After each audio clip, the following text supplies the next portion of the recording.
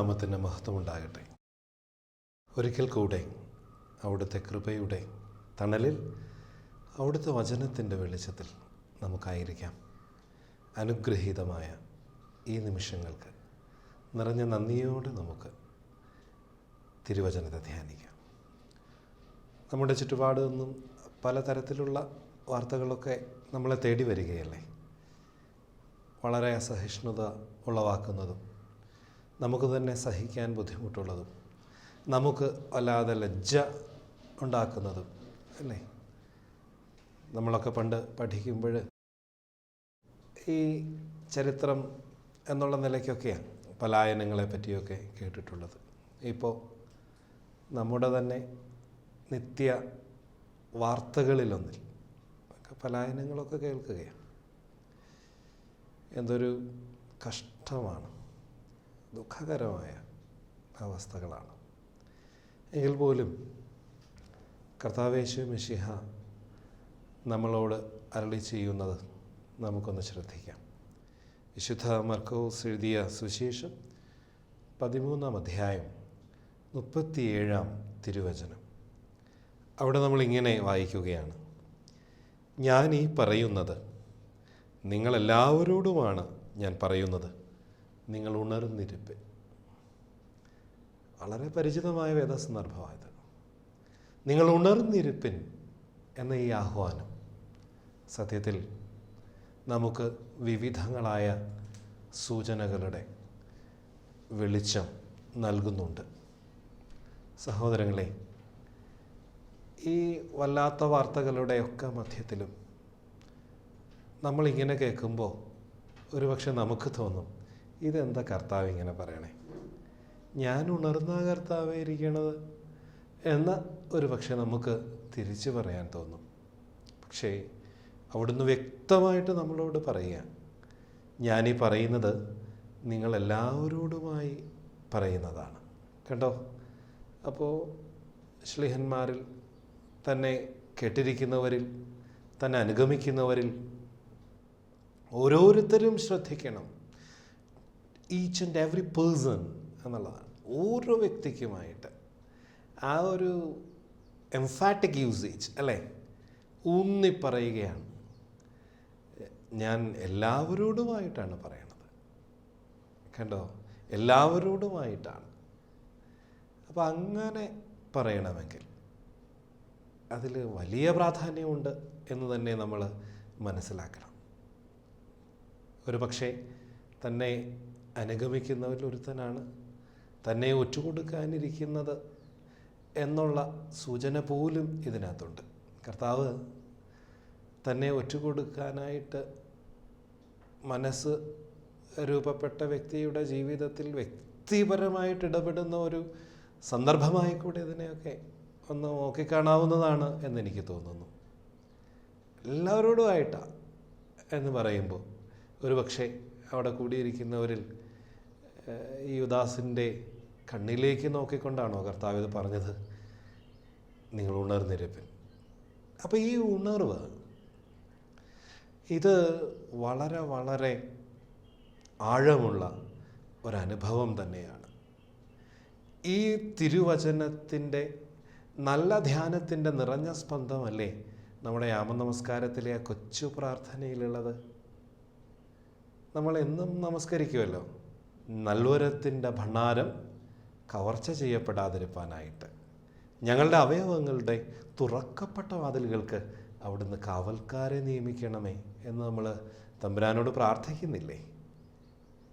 അപ്പോൾ നൽവരത്തിൻ്റെ ഭണ്ഡാരമാണ് ഈ ജീവിതം. ദേഹവും ദേഹിയും ആത്മാവും ഒരുമിച്ച് കൂടിയിരിക്കുന്ന ആ അവസ്ഥ എന്ന് പറയുന്നത് നൽവരത്തിൻ്റെ ഭണ്ഡാരമാണ് എന്നുള്ള വലിയ ബോധ്യം ഈ പ്രാർത്ഥനയിൽ കൂടെ ഞാൻ സ്വീകരിക്കേണ്ടതല്ലേ. അതുമാത്രമല്ല, ഈ ബോധ്യവും അവബോധവുമൊക്കെ നമ്മളെ ജാഗ്രതയിലേക്ക്, ഉണർവിലേക്ക് നയിക്കേണ്ടതാണ്. നിങ്ങൾ ഉണർന്നിരിപ്പിൻ എന്ന് പറയുമ്പോൾ ജീവിതമാകുന്ന നൽവരത്തിൻ്റെ ഭണ്ഡാരം കവർച്ച ചെയ്യാനായിട്ട് ആഗ്രഹിച്ചുകൊണ്ട് പല വിധത്തിൽ പ്രവർത്തിക്കുന്ന, പല മാധ്യമങ്ങളെ ഉപയോഗിക്കുന്ന തിന്മയുടെ ശക്തിയുണ്ട് എന്ന് നമ്മൾ മനസ്സിലാക്കണം, അല്ലേ? നമ്മളൊക്കെ പറയും 3 കാര്യങ്ങളെപ്പറ്റി. ഏതൊക്കെയാണ്? ലോകം, ജഡം, പിശാച്. അപ്പോൾ ഈ തിന്മയുടെ ആത്മാവ് സാത്താൻ അവൻ പ്രവർത്തിക്കാനായിട്ട് തിരഞ്ഞെടുക്കുന്ന 2 മാധ്യമങ്ങളാണ് ലോകവും ജഡവും. അപ്പം മനുഷ്യൻ ഈ ലോക ജീവിതത്തിലായിരിക്കുമ്പോൾ ദേഹവും ദേഹിയും ആത്മാവും അവനിലെ 3 കമ്പോണൻസ്, 3 ഘടകങ്ങളായിരിക്കുമ്പോൾ, അപ്പോൾ അവിടെ ഇത് നൽവരത്തിൻ്റെ ഭണ്ഡാരമാണ് എന്നുള്ള വലിയ ബോധ്യവും അവബോധവും നമ്മിൽ വരുമ്പോഴാണ് നമ്മളൊന്ന് ജാഗരൂകരാകുന്നത്, അല്ലേ? ആ പ്രാർത്ഥന എങ്ങനെയാണ്? ഞങ്ങളുടെ അവയവങ്ങളുടെ തുറക്കപ്പെട്ട വാതിലുകൾക്ക് കാവൽക്കാരെ നിയമിക്കണമേ. ഏതാ ഈ അവയവത്തിൻ്റെ തുറക്കപ്പെട്ട വാതിലുകൾ എന്നൊക്കെ പറയണേ? നമ്മുടെ ഇന്ദ്രിയങ്ങൾ, അല്ലേ? നമ്മളുടെ കണ്ണ്, കാത്, മൂക്ക്, നാക്ക്, ചർമ്മം, ഈ ഇന്ദ്രിയങ്ങൾ, പഞ്ചേന്ദ്രിയങ്ങൾ സത്യത്തിൽ ഈ ലോക ജീവിതത്തെ സംബന്ധിച്ച് അവയവങ്ങളുടെ തുറക്കപ്പെട്ട വാതിലുകളാണ്.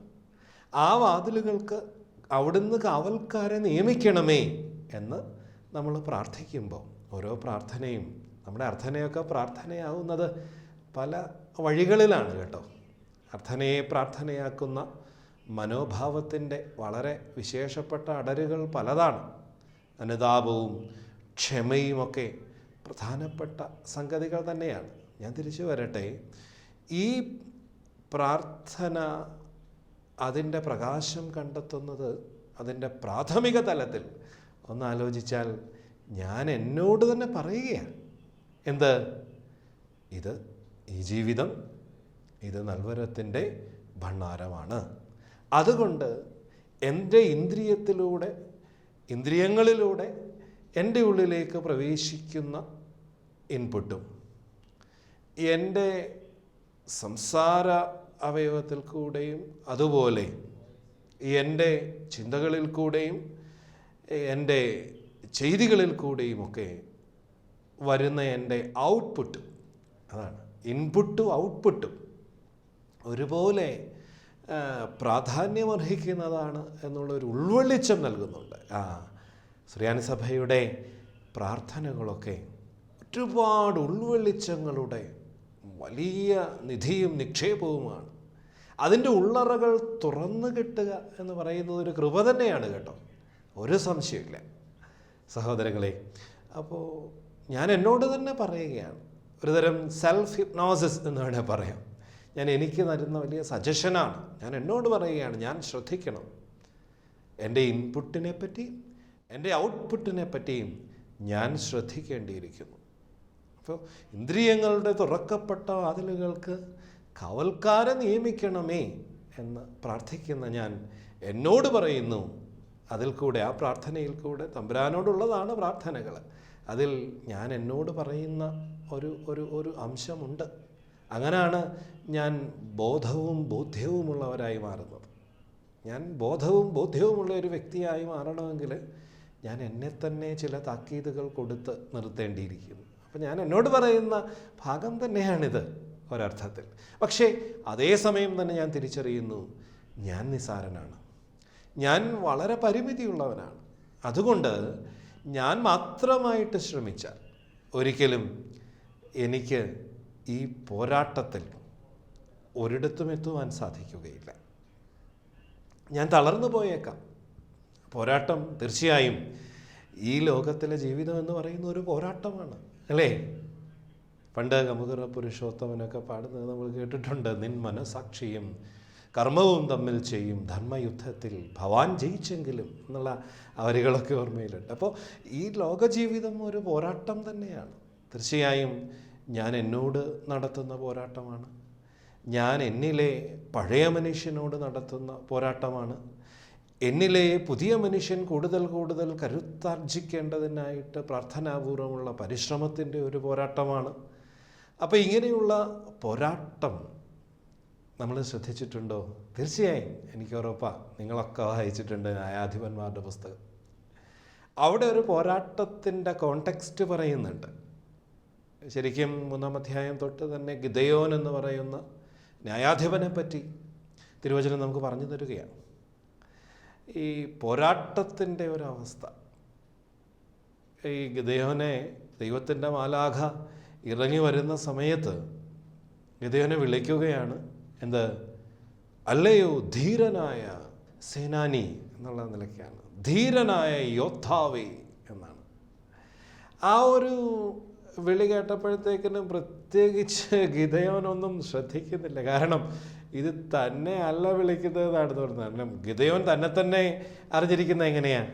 ഞാനൊരു കുടുംബസ്ഥനായ മനുഷ്യൻ, ഞാനൊരു കർഷകനായ മനുഷ്യൻ, ഇങ്ങനെയുള്ള 1-2 ഫ്രെയിമുകളിൽ മാത്രമാണ് തന്നെ ഗിദെയോൻ അടയാളപ്പെടുത്തിയിട്ടുള്ളത്. അപ്പോൾ ആ ഫ്രെയിമുകളുടെ ഉള്ളിൽ ഉടക്കി കിടന്നുകൊണ്ട് ജീമോൻ, ഈ പറയുന്ന ഗിദെയോൻ എന്ന് പറയുന്ന വ്യക്തി പരിതപിക്കുകയാണ്. എന്താ പരിതപിക്കുന്നത്? എന്നാലും എന്തൊരു കഷ്ടമാണ്, മിദ്യാന്യർ എത്ര തീക്ഷ്ണമായിട്ടാണ് ഞങ്ങളോടിപ്പോൾ ഇടപെട്ടുകൊണ്ടിരിക്കുന്നത്, ഞങ്ങൾ ഇസ്രായേലിയർ എന്തുമാത്രം പാരതന്ത്ര്യം അനുഭവിക്കുന്നു. ശരിയാ, ഗിദെയോൻ ഇപ്പോൾ എന്താ ചെയ്യുന്നതെന്നറിയോ? ചെറിയൊരു തിരികല്ല് പോലെ നമുക്ക് ചിന്തിക്കാം. അങ്ങനെയുള്ള ചെറിയൊരു തിരികല്ലിനകത്തിട്ട് സ്വന്തം ധാന്യം കുത്തിപ്പൊടിച്ചു കൊണ്ടിരിക്കുന്ന പരിശ്രമത്തിലാണ്. കാരണം ഓപ്പൺ എയറിൽ അത് ചെയ്യാൻ പറ്റില്ല. ഓപ്പൺ എയറിൽ ലാർജ് സ്കെയിൽ അല്ലെങ്കിൽ ഇത് ഒറ്റയടിക്ക് കുത്തി എടുക്കാവുന്ന ഒരു സംഭവമാണ്. പക്ഷെ അങ്ങനെ ചെയ്യുമ്പോൾ അത് ആരറിയും? മിദ്യാന്യരറിയും, ശത്രുക്കൾ അറിയും. അവരറിഞ്ഞാൽ എന്ത് ചെയ്യും? ആഹാ, ഇവന് ധാന്യം ഉണ്ടല്ലേ, അത് ശരി, ഇവന് ധാന്യം ഉണ്ടെങ്കിൽ ഇവന് തീർച്ചയായിട്ടും എന്തുണ്ട്? വയലുണ്ട്. ആ വയലിൽ എന്തുണ്ട്? വിളവുണ്ട്. അപ്പോൾ ആ വിളവ് നശിപ്പിച്ച് കളയുക. ഓക്കെ, അന്നത്തെയൊക്കെ യുദ്ധത്തിൻ്റെ വളരെ വ്യതിരിക്തമായ ചില സ്ട്രാറ്റജികൾ അതൊക്കെയായിരുന്നു.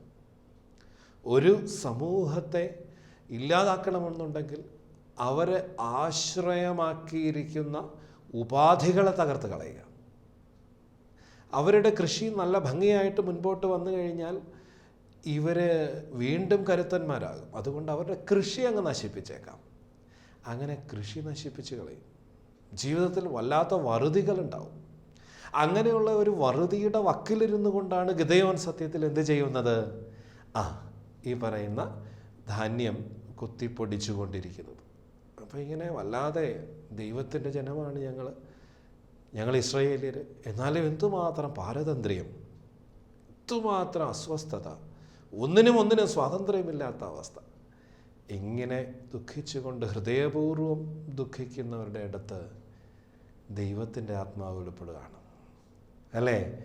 മാലാഖ വിളിക്കുകയാണ്, ധീരനായ യോദ്ധാവേ. എന്നിട്ട് പറഞ്ഞു, നിന്നെ സ്വർഗം തിരഞ്ഞെടുത്തിരിക്കുകയാണ്. നിന്നെ സ്വർഗം തിരഞ്ഞെടുത്തിരിക്കുകയാണ്. എന്തിന്? ഇസ്രായേലിനെ മിദ്യാന്യരുടെ കയ്യിൽ നിന്നും വീണ്ടെടുക്കാൻ നിന്നെ സ്വർഗത്തിലെ ദൈവം തിരഞ്ഞെടുത്തിരിക്കുന്നു. ആ തിരഞ്ഞെടുപ്പൊക്കെ ചില അടയാളങ്ങളിൽ കൂടെ ഉറപ്പിക്കാനായിട്ട് ഈ മനുഷ്യൻ ശ്രമിക്കുന്നുണ്ട്. വിശ്വാസത്തിൻ്റെ തെളിമ എന്ന് വേണമെങ്കിൽ നമുക്ക് വിളിക്കാം. അതൊരു പരീക്ഷയായിട്ട് അല്ല എടുക്കേണ്ടത്. മറിച്ച് എന്നോട് സംസാരിക്കുന്നത് ദൈവത്തിൻ്റെ ശബ്ദമാണ്, എന്നെ സംബന്ധിക്കുന്ന ഇത് ദൈവത്തിൻ്റെ പദ്ധതിയാണ് എന്ന് തിരിച്ചറിയാനായിട്ട് ആ മനുഷ്യൻ ദൈവസന്നിധിയിൽ ചില അടയാളങ്ങൾ ആവശ്യപ്പെടുക തന്നെ ചെയ്യുന്നുണ്ട്. നിങ്ങൾക്കെല്ലാം അറിയാമല്ലോ, എന്നേക്കാൾ അറിയാമല്ലോ, അയച്ചിട്ടുണ്ട് ആ ഭാഗം. ന്യായാധിപന്മാരുടെ പുസ്തകം എടുക്കുമ്പോൾ 3-ാം അധ്യായം തുടങ്ങി നമ്മൾ കാണും. അവിടെ നമ്മൾ കാണുന്നുണ്ട് ചോദിക്കുന്ന ഈ അടയാളം എന്ന് പറയുന്നത്, ഈ തോല് ഇത് മുഴുവൻ നനഞ്ഞിരിക്കണം, ചുറ്റുപാടും നിലം വരണ്ടിരിക്കണം. അങ്ങനെ ചോദിക്കുന്നു. ആ അടയാളം ദൈവം വെളിപ്പെടുത്തി കൊടുക്കുന്നു. അപ്പോൾ ഉടനെ ചിന്തിച്ചു, ഇതിപ്പോൾ നന്നായിട്ട് തോല് ഈർപ്പം വലിച്ചെടുക്കും. അപ്പോൾ അതുകൊണ്ട് ചുറ്റുപാടും വരണ്ടിരിക്കുന്നതാണ്, തോല് മാത്രം എന്ത് ചെയ്തിരിക്കുന്നു? ഈർപ്പം പിടിച്ച് നനഞ്ഞിരിക്കുന്നു. എനിക്ക് നേരെ തിരിച്ചൊന്ന് കാണിച്ചു തരുമോ എന്ന് ഹൃദയപൂർവ്വം ചോദിക്കുകയാണ്. എന്ത് വേണം അപ്പോൾ? നിലം നനഞ്ഞും തോല് വരണ്ടും ഇരിക്കണം. അങ്ങനെ തന്നെ വെളിപ്പെട്ട് കിട്ടി. അങ്ങനെ വെളിപ്പെട്ട് കിട്ടിക്കഴിഞ്ഞപ്പോഴാണ് ഈ ഗിദെയോൻ എന്ന് പറയുന്ന മനുഷ്യന് താൻ കേട്ടത് ദൈവത്തിൻ്റെ ശബ്ദമാണ് എന്ന് മനസ്സിലാക്കുന്നത്. അപ്പോൾ ഉടനെ പുള്ളി ദൈവം ഏൽപ്പിച്ച ആ ദൗത്യത്തിന് വേണ്ടി പരിശ്രമം പ്രാർത്ഥനയോട് ആരംഭിക്കുകയാണ് കേട്ടോ. അതാണ് ഞാൻ എന്നോട് ചോദിക്കേണ്ട ഒരു വിഷയമുണ്ട്. ദൈവമേ, നീ എന്നെ വിളിച്ച ഇടങ്ങളിൽ നിൻ്റേതായ ഒരു പരിശ്രമം നീ പ്രാർത്ഥനാപൂർവ്വം തുടങ്ങിയിട്ടുണ്ടോ? ഇതെങ്ങനെ ചെയ്യും എന്നൊക്കെ പറഞ്ഞ് ഞാനിപ്പോഴും നിസ്സഹായനായിട്ട് ഇരിക്കുകയാണ്. ഞാൻ എന്നോട് ചോദിക്കേണ്ടത്, എൻ്റെ മടിയാണോ അതിൻ്റെ കാരണം? എൻ്റെ അലസതയാണോ അതിന് കാരണം? ദൈവം വിളിച്ചെങ്കിൽ നാം ഒരിക്കലും മറന്നു പോകരുത്. വിളിച്ചവൻ വിശ്വസ്തനാ. അതുകൊണ്ട് തന്നെ അവിടുന്ന് നീട്ടിത്തന്നേക്കുന്ന കൈ അവിടുന്ന് ഒരിക്കലും തിരിച്ച് പിൻവലിക്കില്ല. ഞാനായിട്ട് ആ വിരൽത്തുമ്പിൽ പിടിക്കാൻ ഇത്തിരി സമയമെടുത്താലേ ഉള്ളൂ. എൻ്റെ അലസത കൊണ്ടോ എൻ്റെ പലതരത്തിലുള്ള പരിമിതികൾ കൊണ്ടോ ഞാനായിട്ട് പിടിക്കാൻ മടിച്ചാലേ ഉള്ളൂ. അവിടുന്ന് നീട്ടിത്തരുന്ന കൈ അവിടുന്ന് ഒരിക്കലും പുറകോട്ട് വലിക്കില്ല സഹോദരങ്ങളെ. അതുകൊണ്ട് ജീവിതത്തിൻ്റെ ഏത് പ്രതിസന്ധിയിലായാലും ദൈവം നീട്ടിത്തന്നിരിക്കുന്ന കരങ്ങളെ, ആ വിരലുകളിലേക്ക് നമ്മുടെ വിറയ്ക്കുന്ന കൈകളൊന്ന് ചേർത്ത് വെച്ച് പുതിയൊരു ശക്തി നമുക്ക് അനുഭവിക്കാനായിട്ട് സാധിക്കും. ഗിദെയോൻ അത് സാധിക്കുകയാണ് കേട്ടോ. ഇവിടുത്തെ ഇടപെടൽ ഞാൻ പറഞ്ഞത് അവിടെ പോരാട്ടത്തിൻ്റെ ഒരു കോണ്ടെക്സ്റ്റ് ഉണ്ടെന്ന് ഞാൻ പറഞ്ഞില്ലേ. നമുക്ക് അങ്ങോട്ട് തിരിച്ചു വരാം. അവിടെ ഭയങ്കര രസമാണ് അത് വായിക്കുമ്പോൾ. അവിടെ നമ്മൾ കാണുകയാണ്, ഈ ഗിദെയോൻ ഇടപെട്ട് കഴിഞ്ഞപ്പോൾ തന്നെ ഏതാണ്ട് 35,000 യഹൂദന്മാർ, ഇസ്രായേൽക്കാർ ടപ്പെന്ന് പുറത്തു വരികയാണ്. എന്തിനു വേണ്ടിയിട്ടാണ്? മിദ്യാന്യർക്കെതിരെ പോരാടാനായിട്ട്. ഉടനെ പറഞ്ഞു, ഒരു കാര്യം ചെയ്യും, ഇത്രയും പേര് ഒക്കെ വരുമ്പം നിൻ്റെയൊക്കെ ചിന്ത നിൻ്റെ ശക്തി കൊണ്ടും നിൻ്റെ മിടുക്കം കൊണ്ടുമാണ് മിദ്യാന്യരെ തുരത്താൻ കഴിഞ്ഞതെന്നാണ്. ആ ഒരു തെറ്റിദ്ധാരണ നിങ്ങൾക്കുണ്ടാവണ്ട. അതുകൊണ്ട് നമുക്കൊന്ന് സ്ക്രീൻ ഔട്ട് ചെയ്തേക്കാമെന്നാണ്. ഈ സ്ക്രീൻ ഔട്ട് ചെയ്യാനായിട്ട് യഹോവയാം ദൈവം ഗിദെയോനോട് പറഞ്ഞു, ഒരു കാര്യം ചെയ്യാം, ആർക്കെങ്കിലും മനസ്സിൽ എന്തെങ്കിലും ആശങ്കയോ ഭയമോ ഉള്ളവർക്കൊക്കെ തിരിച്ചു പോവാം. അപ്പോൾ ഗിദെയോൻ്റെ സ്ട്രാറ്റജി വളരെ ഭംഗിയായെന്ന് ദൈവം കണ്ടു, ദൈവം പ്രസാദിച്ചു. ആ ദൈവം ഗിദെയോനോട് വീണ്ടും പറയുകയാണ്, ഉൾഭയമോ ആശങ്കയോ വീട്ടിലെന്തെങ്കിലും അത്യാവശ്യ ഉത്തരവാദിത്വങ്ങളൊക്കെ ഉള്ളവർ തിരിച്ചു പോകട്ടെ. ഭയങ്കര രസമാണ്. ഈ പറഞ്ഞവരിൽ ഭൂരിഭാഗവും പോയി. പിന്നെ ആകെ ഏകദേശം 10,000 പേരാണ് ശേഷിക്കുന്നത്. അപ്പോൾ എല്ലാ സ്വാതന്ത്ര്യം നൽകുകയാണ്. ആരെ? ഗിദെയോൻ പറയണത്, ഒട്ടും വിഷമിക്കേണ്ട. അത്യാവശ്യമുള്ളവർ, മനസ്സിൽ ഭയമുള്ളവർ, രോഗമുള്ളവർ, ആശങ്കയുള്ളവർ, അവർക്കൊക്കെ പോവാം. അപ്പോൾ 30,000-ൽ പരം ഉണ്ടായിരുന്ന കക്ഷികളിൽ 25,000 തിരിച്ചു പോയി. ഇപ്പോൾ 10,000 പേരുണ്ട്. കുഴപ്പമില്ല. ഗിദെയോനും നോക്കി, ദൈവം പറഞ്ഞിട്ട് ചെയ്തേക്കുന്ന കാര്യമാണ്. അതുകൊണ്ട് ആ ഒരു ഉറപ്പ് ഗിദെയോനുണ്ട്. ഗിദെയോനോട് വീണ്ടും ദൈവം പറയുകയാണ്, അടുത്ത എലിമിനേഷൻ റൗണ്ട് വീണ്ടും പറയണത്, ഒരു അരുവിയിലേക്ക് ഈ ജനത്തെ നയിക്കുക, എന്നിട്ട് അവരോട് പറയുക, വെള്ളം കുടിച്ചോളാൻ പറയാം. അങ്ങനെ കുറേ നടന്ന് ക്ഷീണിച്ചു വന്ന ജനം ഒരു നല്ല അരുവി കണ്ടു. ആ അരുവിയിലേക്ക് ഇറങ്ങി വെള്ളം കുടിച്ചോ, ദാഹം ശമിപ്പിച്ചോളൂ എന്ന് ഗിദെയോൻ ദൈവത്തിൻ്റെ കൽപ്പന പ്രകാരം പറഞ്ഞു. അപ്പോൾ എന്താ സംഭവിച്ചതെന്നറിയോ? ഒരു നല്ല ശതമാനം ആൾക്കാരും, കാരണവന്മാരുടെ ഭാഷ പറഞ്ഞാൽ എന്താണ്, കന്ന് കയം കണ്ടതുപോലെ അല്ലേ? അതെ, വളരെ കാര്യമായിട്ട് വെള്ളത്തിലേക്ക് വീണ് കിടന്ന് ഒരുമാതിരി പശു വെള്ളം കുടിക്കുന്ന പോലെ കുടിക്കുക. എന്നാൽ അവരിൽ ചിലരെന്ത് ചെയ്യുന്നു എന്നറിയുമോ? അവർ കൈക്കുടന്നയിൽ വെള്ളം ഇങ്ങനെ കോരിയെടുത്ത് ചുറ്റുപാടും നോക്കിക്കൊണ്ട് വെള്ളം കുടിക്കുകയാണ്. ഉടനെ ദൈവത്തിൻ്റെ ശബ്ദം ഗിദെയോൻ വീണ്ടും കേട്ടു. പ്രകാരം കൈക്കുടന്നയിൽ കോരി ചുറ്റുപാട് ശ്രദ്ധിച്ചുകൊണ്ട് മാത്രം വെള്ളം കുടിക്കുന്നവരെ മാത്രം അവശേഷിക്കട്ടെ, ബാക്കിയുള്ളവർ എല്ലാവരോടും തിരിഞ്ഞ് പൊക്കോളാൻ പറയും. അപ്പോൾ വീണ്ടും അടുത്ത എലിമിനേഷൻ അങ്ങനെ വന്നു. ഇപ്പോൾ എത്ര പേര് പോയെന്നറിയാമോ? ഏകദേശം 9,700-ഓളം പോയി. പിന്നെ ആകെപ്പാടെ 300 പേരോളം അവശേഷിക്കുന്നുള്ളൂ. ഈ 300 പേരിൽ കൂടെയാണ് ദൈവത്തിൻ്റെ കൃപ പ്രവർത്തിച്ചത്. 100,000-ൽ പരം വരുന്ന മിദ്യാന്യ സൈന്യം മുഴുവൻ പരസ്പരം കലഹിച്ച് തമ്മിൽ കൊന്ന് ശേഷിച്ചവർ അവിടെ വിട്ട് ഓടിപ്പോവുകയാണ്. ദൈവം ആരെ തിരഞ്ഞെടുത്തോ ആ ഗിദെയോനിൽ കൂടെ പുതിയൊരു പ്രസരിപ്പും പ്രകാശവും ഇസ്രായേൽ അനുഭവിക്കുകയാണ്. സഹോദരങ്ങളെ, കൈക്കുടന്നയിൽ വെള്ളം കോരി കുടിച്ചവർ, അവർ സ്റ്റാമിന കൂടുതലുള്ളവരായിരിക്കും കേട്ടോ, ഇത്രയും നടന്നിട്ട് തളരാത്തവർ. അതിനേക്കാൾ ഉപരിയായിട്ട് ഏൽപ്പിച്ച ദൗത്യം അതാണ്. മിദ്യാന്യർ ഏത് സമയത്തും വന്നേക്കാം, ശത്രുപാളയം വളരെ അടുത്താണ് എന്നുള്ള ബോധ്യം നഷ്ടപ്പെടാതെ വെള്ളം കുടിക്കുമ്പോഴും ചുറ്റുപാടും ശ്രദ്ധിച്ച് നിരീക്ഷിച്ചു കൊണ്ടിരുന്നവർ തിരഞ്ഞെടുക്കപ്പെടുകയാണ്. വിശുദ്ധ മാമോദീസ സമയത്ത് എത്ര പേര് ശുശ്രൂഷ ധ്യാനിച്ച് ശ്രദ്ധിച്ചിട്ടുണ്ടെന്ന് എനിക്കറിയാൻ വയ്യ. പക്ഷേ നമ്മൾ കേൾക്കുന്നൊരു പാട്ടുണ്ട്. സുറിയാനി സഭയുടെ ശുശ്രൂഷകളൊക്കെ ആ പ്രത്യേക വ്യക്തിക്ക് അനുഗ്രഹവും അനുഭവവും ആകുന്നത് പോലെ തന്നെ സംബന്ധിക്കുന്ന എല്ലാവർക്കും അത് ഒരു തരം അനുസ്മരണവും അനുഭൂതിയുമായി മാറുകയാണ്. ഞാൻ വീണ്ടും ഓർക്കണം. എന്താ ഓർക്കേണ്ടത്? മാമോദീസ സമയത്ത് നമ്മൾ കേൾക്കുകയാണ്, പോരിന്നാളുകളെ കൂട്ടി തോയത്തിൽ നിന്നും ഗിദെയോൻ തന്നാരാധകരെ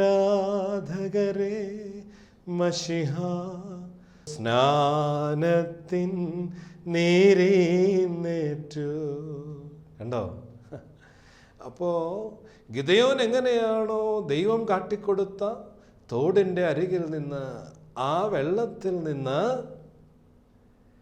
പോരിന് വേണ്ടി മിദ്യാന്യരെ തുരത്തി ഓടിക്കാനുള്ള സെലക്റ്റഡ് ഫ്യൂവിനെ തിരഞ്ഞെടുത്തത്, അതുപോലെ മാമോദീസായിൽ നിന്ന് ശത്രുവിനോടും ദുഷ്ടനായ പിശാചിൻ്റെ സർവശക്തിയോടും പോരാടുന്നതിന്, യുദ്ധം ചെയ്യുന്നതിനുള്ളവർ, ദൈവത്തിൻ്റെ സഭയിലെ അംഗങ്ങൾ, അവർ മാമോദീസായുടെ വെള്ളത്തിൽ നിന്നും പുതിയൊരു സ്പിരിച്വൽ വിജിലൻസിലേക്ക്, അല്ലേ, ആത്മീയമായ പുതിയൊരു ഉണർവിലേക്ക് വിളിച്ചു ചേർക്കപ്പെട്ടവരാണ് നമ്മളൊക്കെ.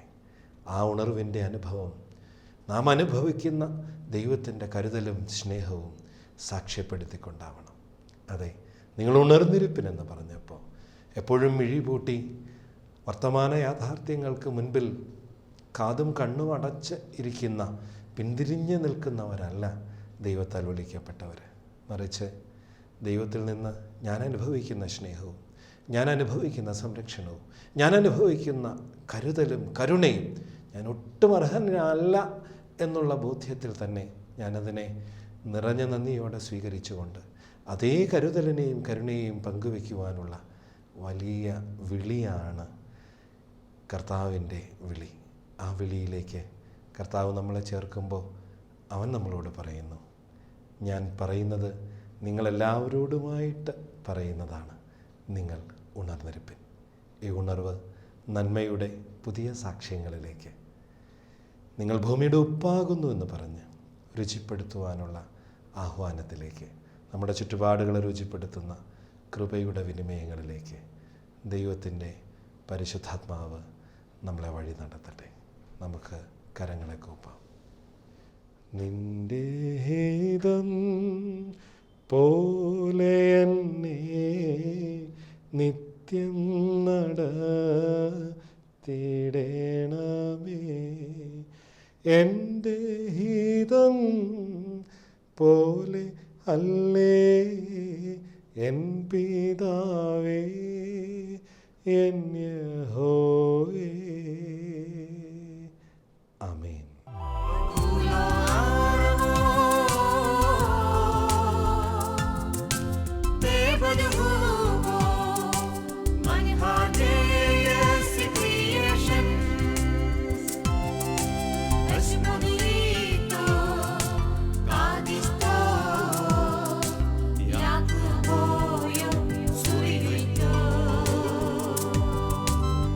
Maria.